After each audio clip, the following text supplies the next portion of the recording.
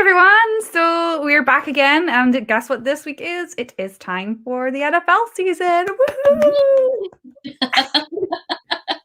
We're so excited about this, obviously. Yeah, it's like those little claps.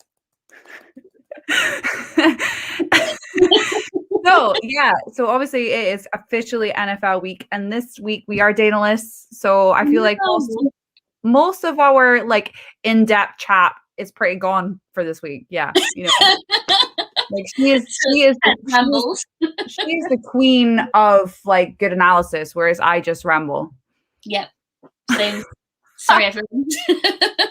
I'm really sorry about this. We have good intentions, though. We have good intentions. We're still running. We have good topics to discuss. So we're going to chat about what we're most looking forward to this season and predictions that have been put out there from our NFL analysts and other pundits, not punters. Pundits, punters. We also give their predictions, but So yeah. First of all, Liz, we're going to chat about what you're most looking forward to for the season. So what you most excited about? So excited to see fans back in stadiums. Excited to see the 2 games that we've got in London. Excited to see how players on the international player pathway progress. Excited to see Matt Stafford in his new role with the Rams. Excited to see Russell Wilson tweet the usual no time to sleep tweets. Yeah. How about you? In case anyone doesn't know, if Liz was not married to Barrett, she would marry Matt Stafford. Yeah, basically. Or JJ Watt, or I think that's probably it, isn't it? Yeah, that's it. I don't think you've got any other crushes. I don't think I have, no. I think it's just those 2, yeah. Matt Stafford's only a crush when he's got a hat on, though. Needs to clarify. The hat really does need to stay firmly on that one. So I think I'm looking forward to just the season getting underway, and as you say, the having the fans back in to the stadiums, I just think it's going to make such a big difference. It was a bit weird last year because obviously some states in the US, Florida, didn't have they didn't close their stadiums. They let fans in all year round, and then other states were quite strict on it. It depended on if you were a Democrat governor or Republican governor, I think was the general consensus there. So it was a bit weird when sometimes you saw fans at stadiums and other times you didn't. So it'd be good to see that whole to see every state kind of following the same rules now, because obviously fans are allowed back in. So that's definitely something I'm looking forward to. I'm really looking forward to the NFC West because this year we couldn't predict it last year because it had in the Seahawks ended up winning the division, but to be honest, it probably would have been better if we hadn't. Anyway, we won't get into that. And then but this year you've got a very different Rams team, as you've mentioned. You've got Matt Stafford there.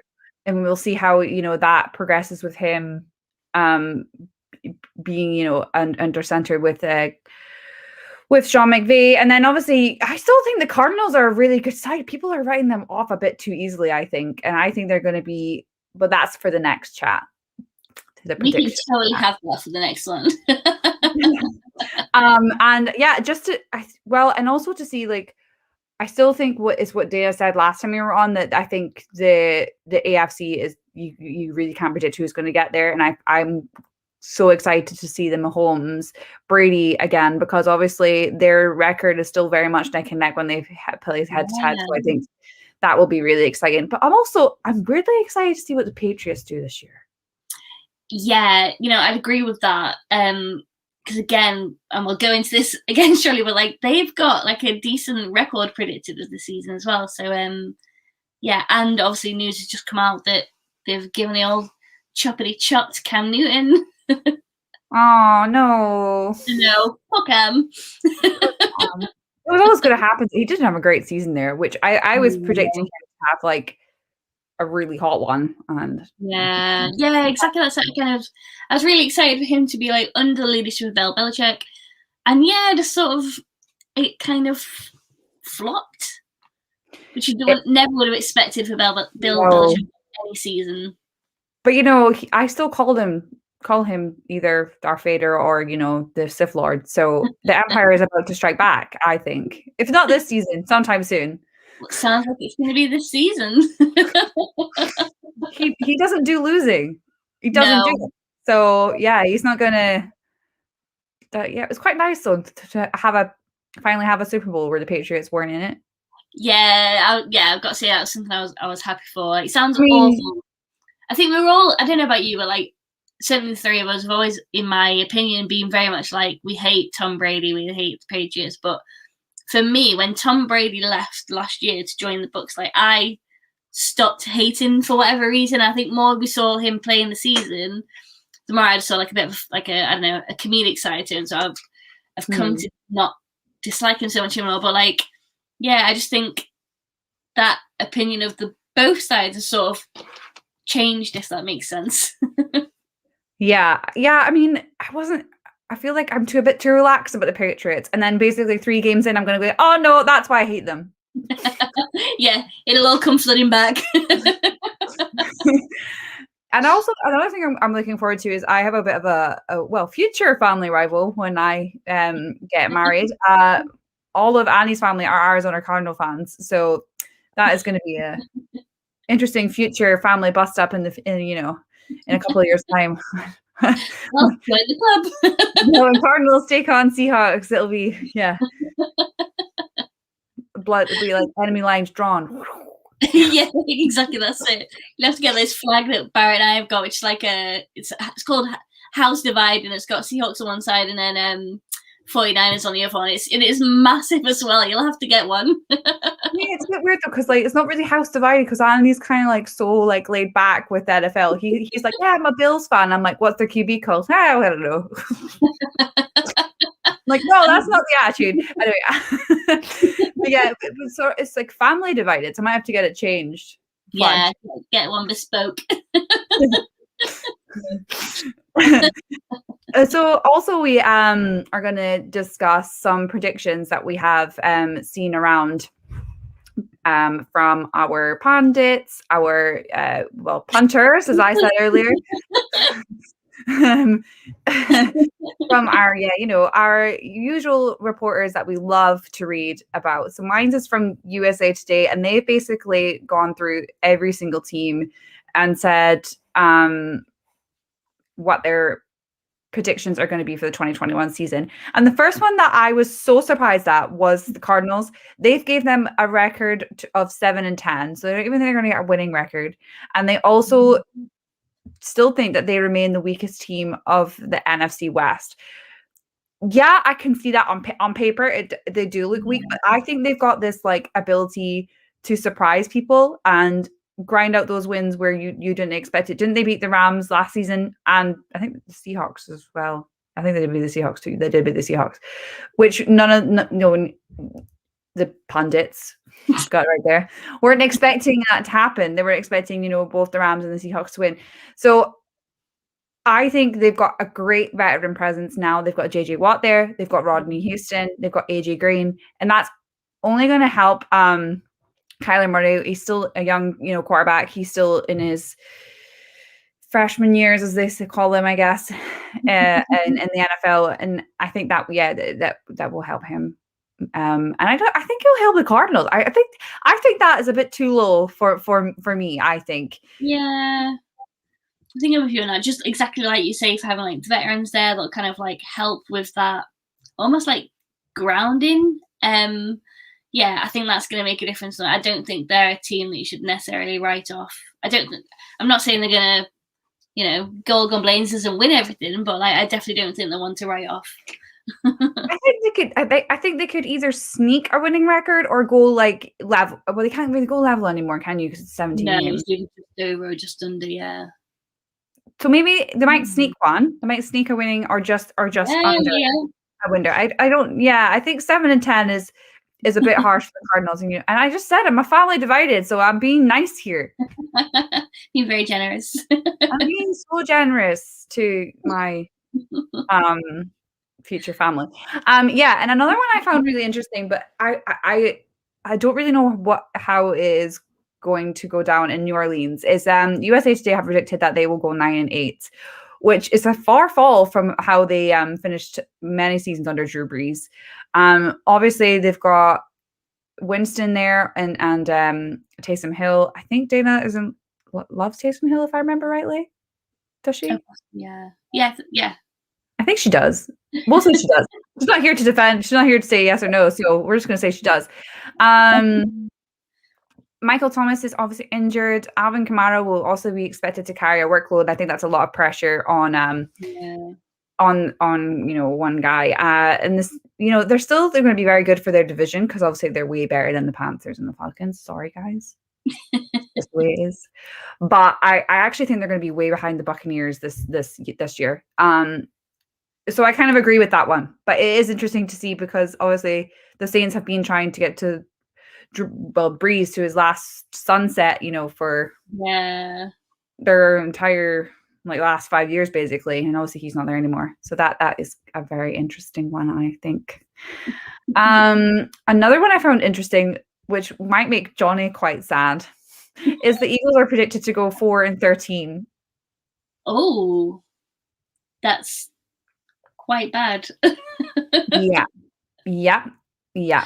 I think the reasons they're going for is they're not convinced by Jalen Hurts. They think Gardner Minshew being added only adds to that belief. They're not that convinced by him, and also they have a new coach in, but they're in an awful division anyway. I always joke, nobody wants to win the NFC East, but no, seriously, they basically say no. Still, nobody wants to win nobody wants to win the NFC East. Is basically what they're saying. It's like how bad yeah, yeah, I thought that was a bit brittle, but I don't know, maybe not. But they are very complimentary about our Seahawks. No, we won't do that. But they believe basically that they're still the team to beat in the NFC West, and whether they make it to the Super Bowl though is the big question. I still don't see it for us this year, to be honest with you. No, I don't. I'm setting myself up now for a fall. Set yourself up to be disappointed, and then you won't be when it comes around. Yeah, it's all a bonus then. It will be, but we'll say I won't be. So, yeah, those are the predictions I was quite surprised about. Definitely, that record for the Eagles is still brutal. And also they're just not very nice about any team in the NFC East. I'm really sorry for any fans that are NFC East people.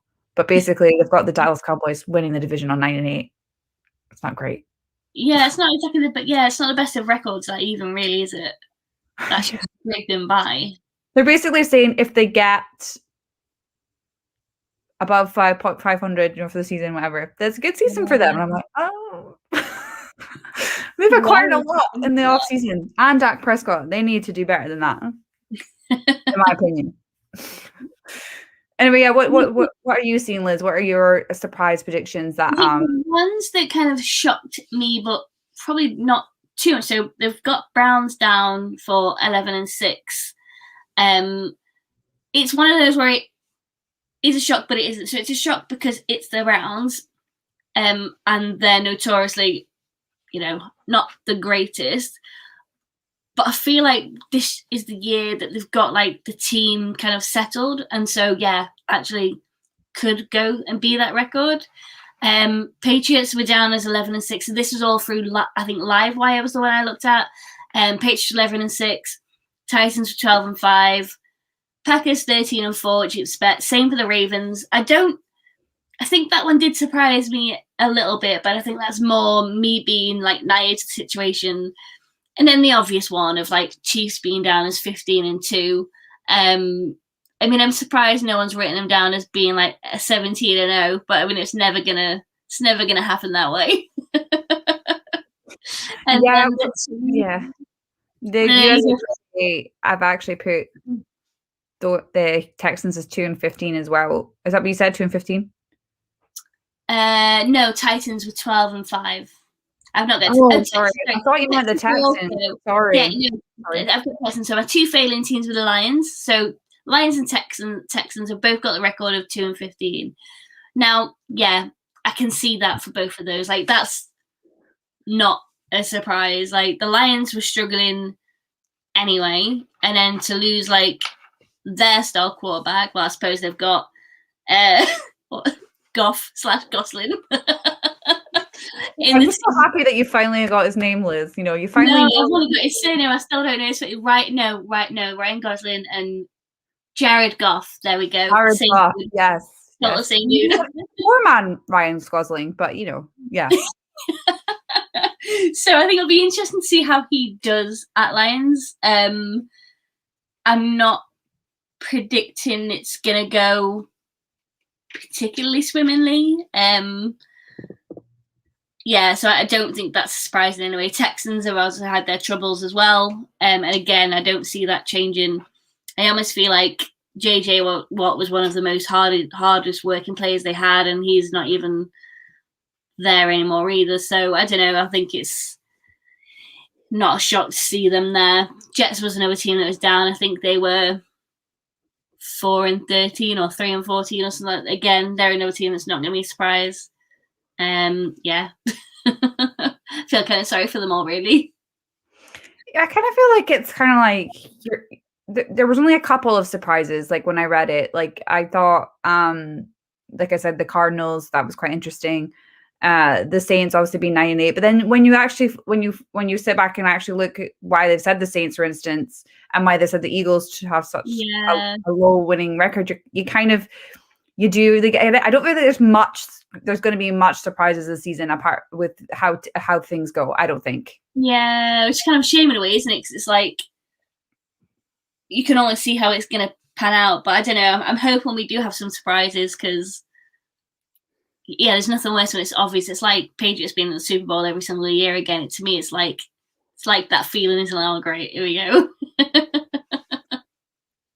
The one thing, interesting news came out this morning actually was the fact that the Texans, even though they are going to go 2-15 according to everyone, are planning to actually keep Deshaun Watson in their initial 53-man roster. Ian Rappaport obviously tweeted out this morning that they aren't expected to trade Wilson before today's cut down deadline.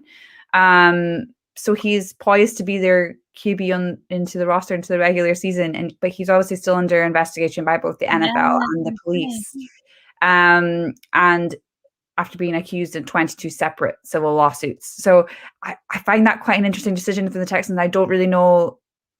Maybe they just haven't had offers for him, or maybe it's just not really, or they've not really got what they wanted. But I find that a really interesting decision. And they've wanted him to leave for quite a while. Yeah, exactly. Because they've known, they've known a scenario. And yeah, I don't know, maybe it's just the situation's too, I don't know what the word is, but too hot to kind of like do anything with. Everyone's just avoiding it like the plague. But if you were, I've got a quick question for you. If you were a Texans fan, would you want him to start? Would you rather he wasn't starting, or do you play him because you know he is talented, but then maybe halfway through the season he gets told he can't play? Yeah, that's hard, that, isn't it? Because it depends whether you take the stance of innocent until proven guilty, or not. Or if you take if you take what's out of the scenario, if you just put a good player on the field, well then yeah. But exactly what you said, if halfway through the season or whatever stage he gets taken off, then yeah, the team is then unsettled. So you're then just having to throw in. But then, okay, the other way to look at it is, well, what if any player who just got injured throughout the season, you'd still have to last minute flip and change. But yeah, I mean, they've had an opportunity, I would say, to go and get a replacement player, backup quarterback, whatever, and have them in a place who could replace it, but obviously not. Yeah, I don't. Yeah, because obviously, if QB gets injured during a season, you kind of like adapt to yourself, and you're like, okay, obviously it's not the way we wanted. Then, but you know, we have backup QBs, or we have somebody in the roster that could fill in. But I think it's a very interesting take from the Texans, with the fact that they know that this is very much going to be a massive possibility. In your hope, the way that any team is, let's hope our roster stays healthy and that we make the playoffs. But you know, this guy could literally be pulled by the commissioner 3-4 games in. Yeah, exactly. That's it. Be interesting to see how that kind of pans out, really. Yeah, I don't know. I wouldn't want to be a Texans fan this season. I already feel really sorry for them. Hugs all round, Texans. Hugs all round. We're allowed to hug. And then another interesting piece of news, well, I mean, not interesting, it's obviously terribly sad for what's been happening in New Orleans, is that Sean Payton confirmed about 2 hours ago that they will play the first quarter of their NFL season away from New Orleans after Hurricane Ira? Yeah, I don't know how you pronounce it. Hurricane Ira, I'm going to go with, because hurricanes should not be named because they're awful. Yeah, it's an odd one that I've always questioned, like how they get given a name anyway. But yeah, it's a super unfortunate situation, and it's one of those things that you can do nothing about. I saw a lot of the players being talking about how long it took to get evacuated and things like that. So yeah, just gotta hope everyone's safe and just doing what kind of can, really. I've never really known I've never known before a team not being able to play at home. Since I've watched the NFL in particular, I think the last one probably would have been Katrina, possibly, because there has been obviously a few storms in recent years, but they've always managed to negate them affecting the NFL season. I mean, obviously, NFL season is not the be all and end all. Obviously, people getting to safety and stuff is the key thing here that I'm getting across. But I wonder where they're going to play and what's going to happen with them. It's going to be an interesting one to see what's going to happen. Yeah, wasn't there a scenario last season where I feel like it was 49ers or something, but I think I'm getting this wrong, where an NFL team played at another stadium. I think that was maybe to do around coronavirus, but I can't remember. It was 49ers, wasn't it? I think it was. Or somebody played at the 49ers stadium. Yeah, but I can't remember who or why the reason was now. It's got switched, I think. Yeah. To the Cardinals. Stadium's not complete? No, I don't know. This is where we need Dana. Dana, come back to us. We need your help. You would be the fountain of knowledge here. Anyway, guys, obviously it's really exciting. The NFL season is getting underway this week. We can't wait for it all to kick off. Obviously, we have London games coming up too, which is really exciting. Yeah. Liz is having a wee shindig. Woo-hoo. I am. So if anyone's in London on Saturday, the 10th of October. Here she is. Somebody's letting us know. The 49ers had to play in Arizona last season. There we go. Yes. Do sort of remember that now. Yeah. What was the reason? They didn't say. They just said the 49ers had to play in Arizona. Well, I think it was COVID, but I can't think. There was a reason. Anyway. There was definitely a reason. London games then. So I've got an event on the Saturday night for anyone who is in the city. It's going to be at Sports Bar and Grill in Marylebone. Got their entire basement taken over. I've got pool tables, darts, and other fun stuff. So if anyone wants to come along, go to www.nflukfanmeetup.com. You can get your tickets there. Super simple. Yes, and that is the other thing we're looking forward to this year. Yeah, get to see each other. So you and I, obviously, we saw each other earlier this year, actually. I was going to say over the summer, but back in May when I was up in Scotland, we got to meet, and then we haven't met as a trio since we started the show, but we had met a couple of years ago in London. I think before maybe you and Dana had even met before, so we were all in the room at the same time, unknowing that we would ever have the show together. So I think it's going to be really nice for the three of us to get together, talk ball with other people and have a nice time. Yeah, absolutely. Well, I think that is it for us today, folks. We don't have any listeners' questions today, but maybe next week we'll have. Chris always normally gives us a question. He must have missed our tweet. I think we did all right to get nearly 25 minutes. Yeah. I mean, Dana's never allowed to leave us ever again. So she's going to get tied to a chair. And basically only ever host this podcast. Anyway, thanks for listening, guys, and join us. We'll be back in a couple of weeks now as the season started, so we'll talk to you then. Awesome. See you soon, guys. Bye.